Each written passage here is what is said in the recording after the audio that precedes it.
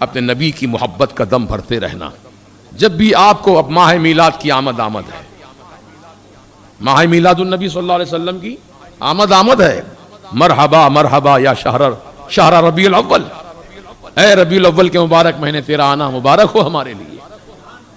یا شہر میلاد، اے میلاد کے مہینے تیرا آنا مبارک ہو ہمارے لیے. کیوں نہ ہو میاں، وہ نبی کی آمد جس مہینے میں ہوئی، جس تاریخ میں ہوئی، جس دن ہوئی، وہ یقیناً سارے عالم کے لیے بہت بڑی عید ہے.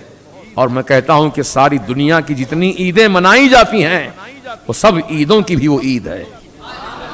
اس لیے میرے اعلیٰ حضرت فرماتے ہیں حشر تک ڈالیں گے ہم پیدائش مولا کی دھوم، حشر تک ڈالیں گے ہم پیدائش مولا کی دھوم، مثل فارس نجد کے قلعے گراتے جائیں گے. تو اب یہ ربیع الاول شریف کا مہینہ قریب ہمارے سروں پر سایہ فگن ہونے والا ہے.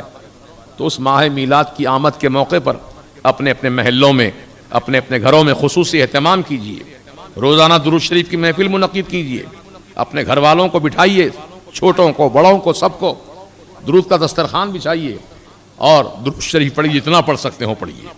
اور اپنے گھروں کو روشنی سے سجائیے، پرچم لہرائیے. پرچم لہرانا اور روشنی کا اہتمام کرنا یہ ناجائز فضول خرچی یا بدعت کا کام نہیں، بلکہ یہ اللہ پاک کی سنت، جبریل علیہ السلام کی سنت. سمجھے آپ؟ جیسا کہ میرے سرکار کی آمد جب ہو رہی تھی، بی بی آمنہ کے مکان کے اطراف و اکناف اور آنگن میں آسمان کے تارے اتر آئے تھے. کیا اپنے آپ آ گئے تھے؟ تارے اپنے آپ آتے ہیں؟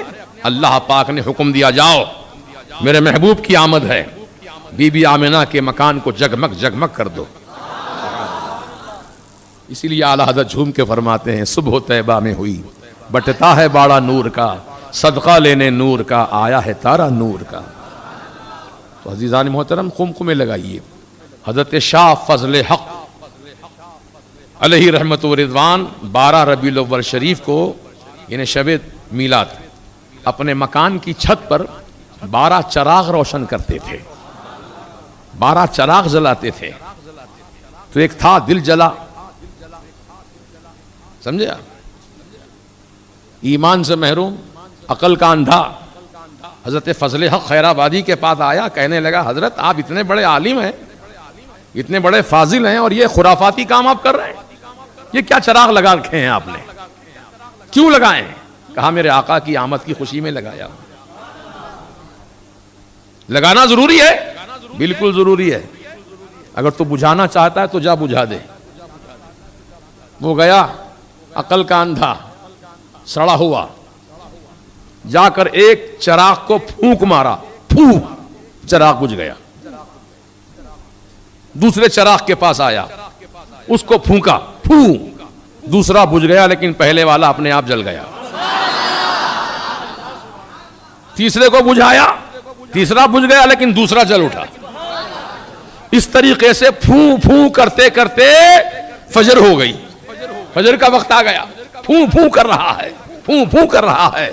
ایک چراغ بجھتا ہے، دوسرا چراغ خود بخود جل اٹھتا ہے. کہا کیا بجھا دیا؟ کہا حضرت بجھاتا تو لیکن خود بخود جل اٹھتے ہیں. تو کہا نادان ابھی نہیں سمجھا تو، جس چراغ کو فضل حق نے روشن کیا اس کو تو نہ بجھا سکا، جس چراغ محمدی کو اللہ نے روشن کیا ہے اس کو کون بجھا سکتا ہے؟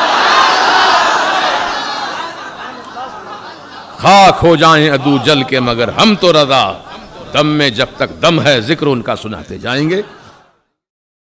ہمارے YouTube چینل حقیقی سنی دلیر قادری کو سبسکرائب کریں اور بیل آئیکن پر کلک کریں.